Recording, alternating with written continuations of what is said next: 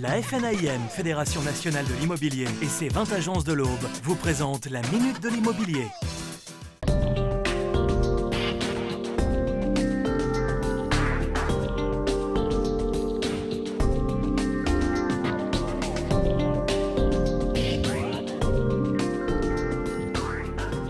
Bonsoir à tous et bienvenue dans la Minute de l'immobilier. Ce soir, nous sommes en compagnie de Jean-François Petitot, co-gérant de l'agence Century 21 à Troyes. On s'intéresse à une question qui taraude beaucoup d'acquéreurs qui sont sur le point d'acheter. Peut-on se rétracter? Jean-François, y a-t-il un délai de rétractation légal? L'acte d'acquisition est entouré en fait par le législateur d'un certain nombre de garde-fous. L'un d'entre eux, en fait, est le délai de rétractation donné à tout acquéreur dans un délai de 7 jours après la signature de ce qu'on appelle l'avant-contrat, le compromis. Dans ce délai, sans raison particulière, par un simple envoi de lettres recommandées, l'acquéreur peut se rétracter sans avoir à justifier de raison autre que le choix qui sera le sien. Dans d'autres cas, on parle aussi de clauses suspensives. À quoi ça correspond? On parle souvent de clauses suspensives liées par exemple à l'octroi du prêt, ce qui est traditionnellement le cas pour une très grande majorité d'acquéreurs.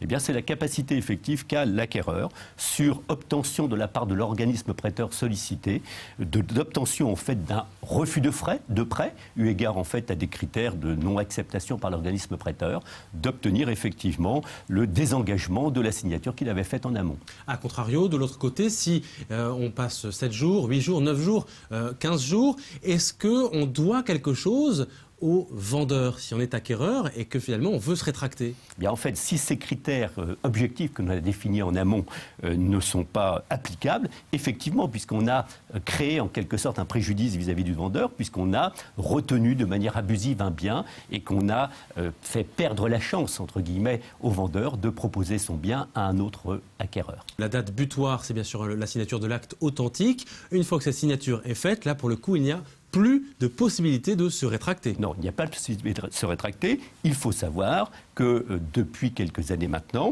vous avez tous entendu parler de la loi dite Carrez, c'est-à-dire de la loi liée à la surface de l'appartement. Eh bien, si effectivement, il apparaît que le certificat de mesurage qui a été établi et qui est une pièce authentique, puisqu'apparaissant en fait au moment de la signature de l'avant-contrat, n'est pas conforme, c'est-à-dire qu'il y a un différentiel de surface de plus de 5%, eh bien il y a capacité effective à obtenir ou au choix un remboursement pro rata par rapport au prix des mètres carrés complémentaires, ou effectivement, si c'est beaucoup plus important, la résiliation pure et simple de la vente. Voilà qui est intéressant et rassurant pour les deux parties. Merci beaucoup Jean-François Petitot. Je rappelle les 3 points clés.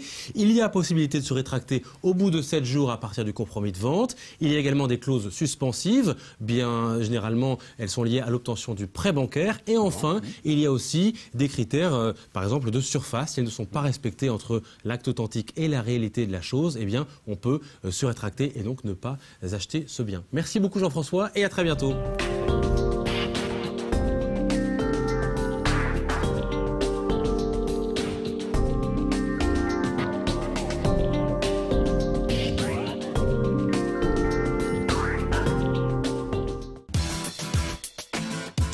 FNAIM Aube et ses 20 adhérents du département, avec le Cube, c'est carré.